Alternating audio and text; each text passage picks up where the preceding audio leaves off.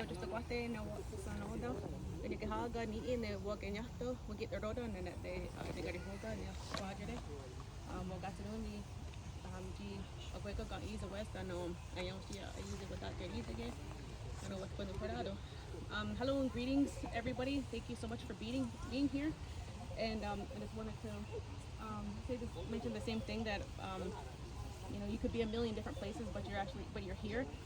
One of the things that we do as Haudenosaunee people, when we open up gatherings, we do something called Hangagardi Kwadekwa, or the business that comes before all else, and we take our time to gather our minds together and give thanks, offer our greetings and our thanks to all of creation, because everything is around us is doing its responsibility and working together in order to make a good life. And when we do this greeting, we start from the ground and we work our way up to all the beings in the sky world.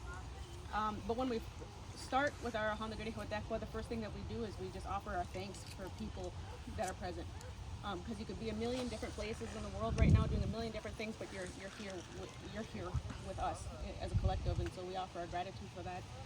And then we also offer our greetings and our thanks, and even our prayers too for the people who want to be here but they can't for whatever reason. I know that there's always people that wish they could be here. Maybe they're sick, maybe they have loved ones that they need to be with, or there's some place else that is keeping them there, but their mind is here with us. And we always take the time to acknowledge that as well, because our minds here aren't the only ones that are necessarily here. There was people who wanted to be here, and so their minds are here with us as well, and so we offer our greetings and our thanks to them as well. As mentioned, my name is Dakota Brandt. I'm a member of the Mohawk Nation from Six Nations of the Grand River Territory. It's about an hour and a half southwest from here.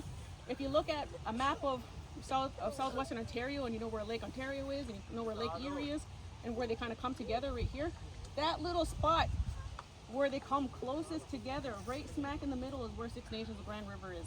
So if you look at a map, you'll see exactly where Six Nations is. Lake Ontario is 40 minutes in one direction, Lake Erie is 40 minutes in the other direction. So we're right in the middle of these two lakes. And so here in this territory here, we call this Sewadokwat territory, or the dish with one spoon territory. Like she had mentioned earlier, it's the collective territory of the neutral peoples, the Huron-Wendat, the Mississaugas, and the Haudenosaunee people. This landscape that we're standing on right here specifically is where the Huron people lived, along the shores of the northern shore of Lake Ontario. Jitkarundo is the place name that we use for the city of Toronto. That word is derived from the Huron-Wendat language. The Karundo became Toronto. It's the same word, and it's when you physically translate it, it translates to the place of a submerged tree, and so it talks a bit about the culture of the Huron-Wendat people, who were on the northern shore of Lake Ontario. They're a fishing people, and this specific area, just north, kind of like along the shores of Toronto, they had these traditional places where they would put fishing weirs into the water, and so fishing weirs are just these long poles that they would kind of place together so that fish would become trapped into it, and that's the kind of that's the kind of method they use to capture fish.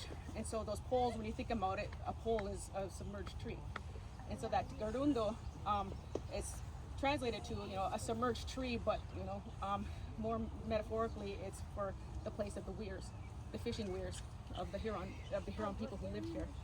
And it's Huron language is it's related to the Mohawk language. It's actually the exact same word in my language, and so we're all relative people here.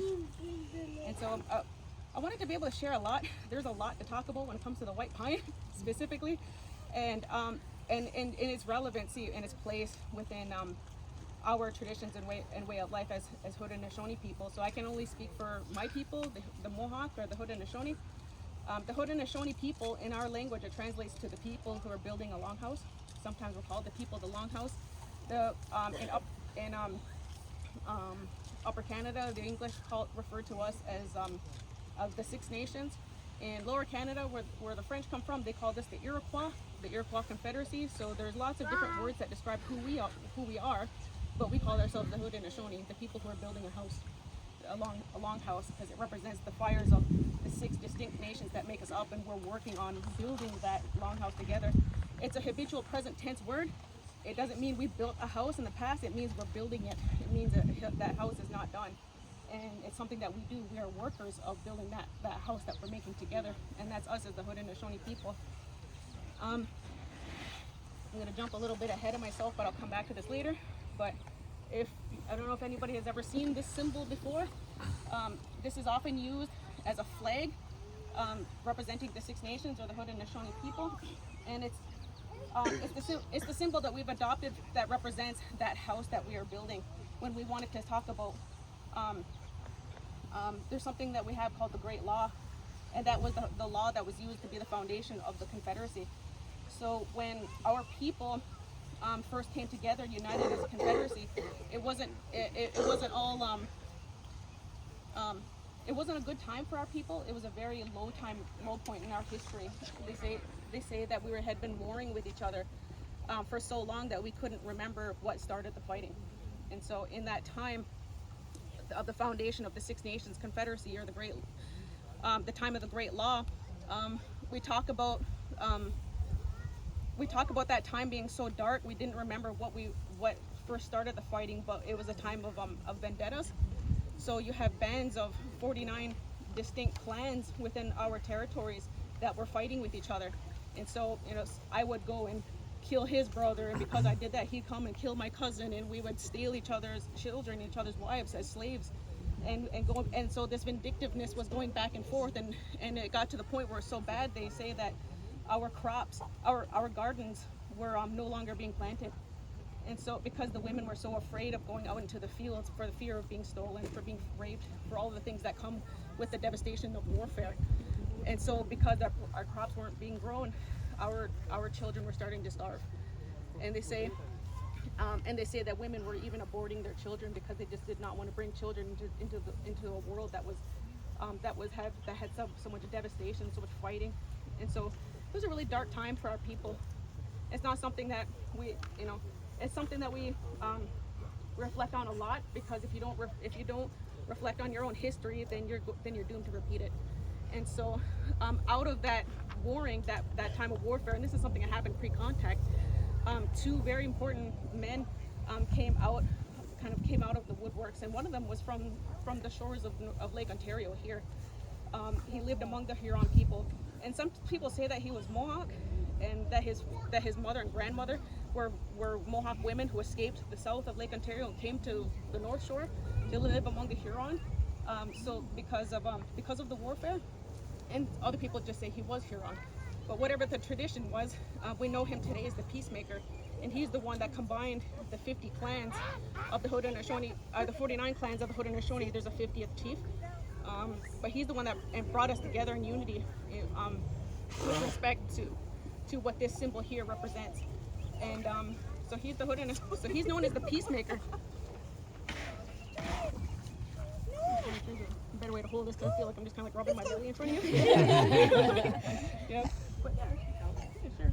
Where do I get started? So if you look at this belt here, it represents the original 5 nations that started the Iroquois Confederacy, or the Haudenosaunee.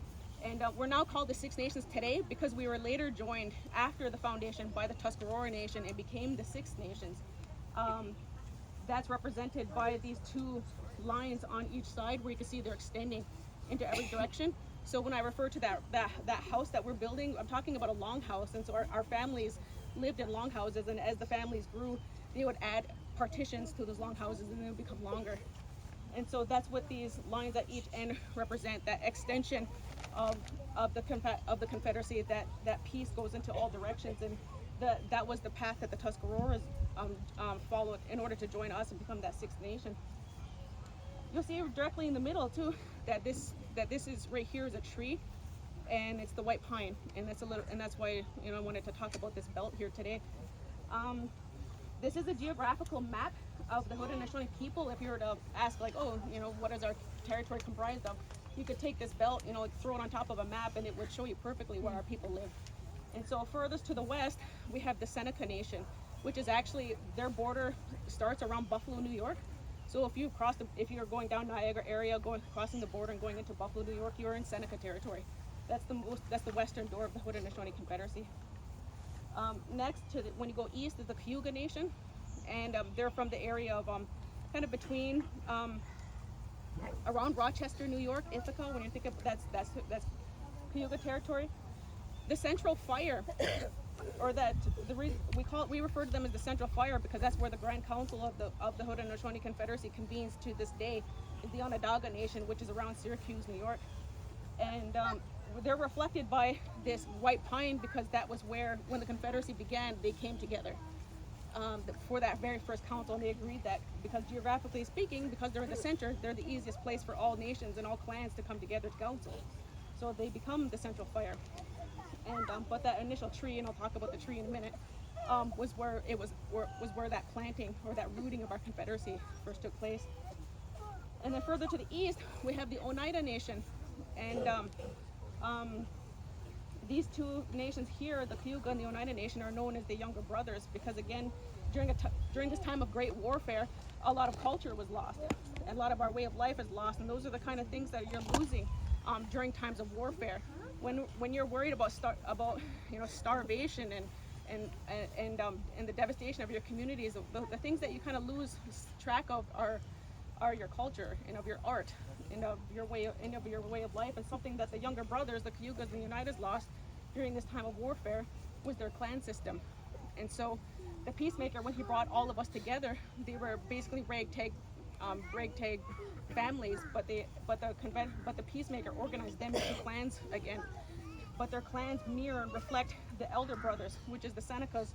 So the Cayugas clans are similar to the Senecas, the way they're organized. The Oneida clans are similar to the furthest eastern nation, which is my nation, the Mohawks. The Mohawk Nation. Our clan systems reflect each other. So I talked about a lot, but I wanted to be able to talk about a bit of this belt because if there's any design or symbol that kind of represents my people, the Haudenosaunee or the Six Nations, it's this one right here. And so I'm talking a lot about New York State, and you're probably wondering why I'm talking about New York in my talk and why I'm not talking about Ontario. It's because our ancestral territories are in New York State. And this area up here, so what the Quatserdat territory, this was our hunting grounds. This is where our men would come north to hunt for beaver and for beaver and deer and those kind of things. So they would go along treks to come up here to hunt. And so our villages were along the rivers in New York State. My people were part of the American Revolution. We sided with the British. The Mohawk Nation and such others sided with the British. The British lost that war, and we suddenly became refugees of war within our own homelands. We became an enemy of a brand new state. And so in the 1780s, 1789, just after the American Revolution, something called the Sullivan Campaign happened. The Sullivan Campaign was the burning of villages by General George Washington and the United States government in an attempt to open up New York State, or the West, because that would have been the West at the time. 13 colonies are along the Atlantic coast, to open up the West for American settlement.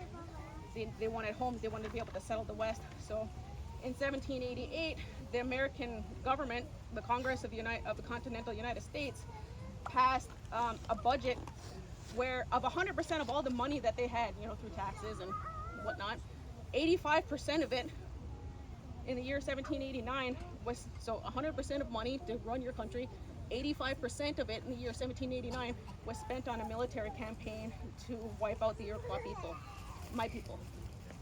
And so imagine 85% of Canada's budget rate right now, today, being designed to eliminate people within the territory that you want to occupy. So it was the very first federally backed expansion of U.S. territory. Military expansion of U.S. territory was in 1789 against my people. And so we became refugees in our own homelands, and we ended up following Mohawk, or the United Empire Loyalists, who were living in in the United States at the time, but because they stayed loyal to the crown, they became enemies to the state. So we came up north with the United Empire Loyalists to Upper Canada, which is now known as Ontario. And a lot of our First Nations communities as Haudenosaunee people are suddenly in our hunting grounds rather than our ancestral villages. And so, but this wasn't a territory that was unknown to us. You know, like I was mentioning before, we selected when we came up here, and we received land as compensation for our losses of our homelands in New York. We chose that little spot between Lake Ontario and Lake Erie, and we picked it for a good reason, because we knew that land. And so if you're kind of looking at the weather and how weather kind of works, and like what do you call it, like storm systems, that kind of thing, if you ever, who here has ever heard of like 6 feet of snow falling in Buffalo? Or who's ever kind of tried to drive like the 401 going to London, and there's just like whiteout blizzards there all along. So we're sitting here in kind of the middle of that, and you got Buffalo